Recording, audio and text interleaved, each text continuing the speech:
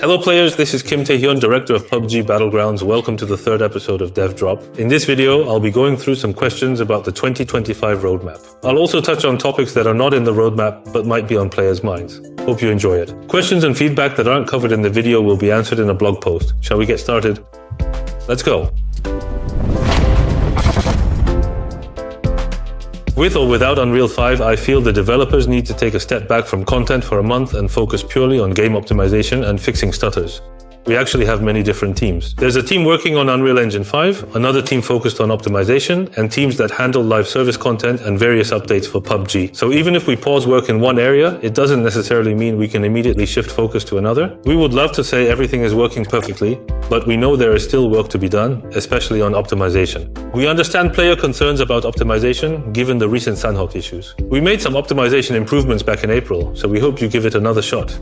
Of course, we'll keep working hard to improve performance moving forward. Really looking forward to 120 FPS on console. That's all I've wanted since the game came out. Wait a second, about this comment. Pretty sure we've never officially announced this, so we're not exactly sure where that information came from. But as of now, we haven't made any decisions to confirm 120 frames per second support. We would need to explore the technical feasibility through development first. We know there are a lot of expectations around the shift to current-gen consoles. We'll do our best to figure out how we can meet them. Despite the long-standing dominance of the AR meta, weapons like the M16A4 and SCAR-L have remained underused for years. I believe it's time to either enhance their strength or rebalance them in some way to make them more viable. There are several different aspects to consider when balancing weapons. We've seen quite a few discussions and comments about weapons such as the M16A4 and SCAR-L, and many players have been asking us to improve underused weapons in general. While we do make gunplay adjustments every 2 months, it's difficult to single out just one or two weapons. Instead, we follow a broader balancing plan and adjust multiple weapons together. The reason we recently rebalanced shotguns and SMGs is that we also consider balance across weapon categories. We've been tuning things across the board. As there are subcategories like 5.56mm and 7.62mm weapons even within ARs, there's no single correct answer. But we assure you that we'll keep fine-tuning the overall balance. I've seen the video and the latest dev talk. Oh, thank you so much for checking them out. I am touched. I'm a bit scared to see destruction being added to more maps. The performance issues in Sanhok with destruction have not been fixed. There are two types of destruction in the game: terrain destruction and building destruction. To explain a bit more, terrain destruction affects only the terrain, while Sanhok's destruction also includes destructible buildings. When we mentioned destruction in the roadmap, we didn't mean that Sanhok's destruction would be applied to every map. We meant that terrain destruction, which was first added to Rondo, will be expanded to other maps. There are currently no plans to bring building destruction to every map. And we will need to resolve optimization issues on Sanhok first before considering anything like that. That's something we may look at much further down the line. Don't worry, we won't do it. Keep the bots how they were. It's casuals. It's where those who aren't as skilled can come and play daily. Let's see. I think we got two questions here. One about bots and another about the casual mode. First off, let's talk about bots. Our goal isn't to make bots stronger or threatening in any way. Instead, we want their movement and behavior to feel more natural, so that they can better fit into matches and provide a smoother, more enjoyable experience for players. We want them to act as a support element like oil in the engine. As for casual mode limits, we know there are players who only play casual mode. These players log in, play their 3 matches, and then log off. While raising the limit could help boost playtime, our goal is to encourage players to gradually transition from casual mode to normal match. That's why it's not easy for us to simply raise the cap. That said, we have been discussing this internally.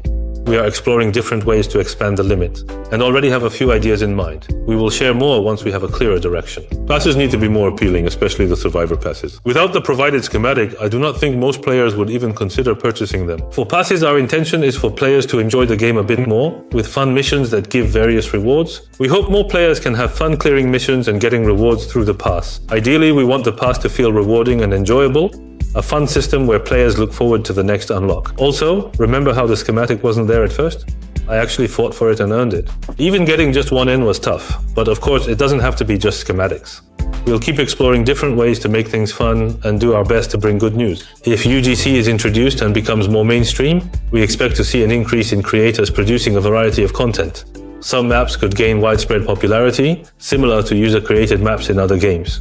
Right now, our UGC system is still in alpha. Once it's live, we'll start by looking at how players engage with it, whether creators are making content, and how everything comes together. We haven't planned any specific benefits or incentives for creators just yet, since we're currently focusing on ensuring that everything related to UGC works smoothly.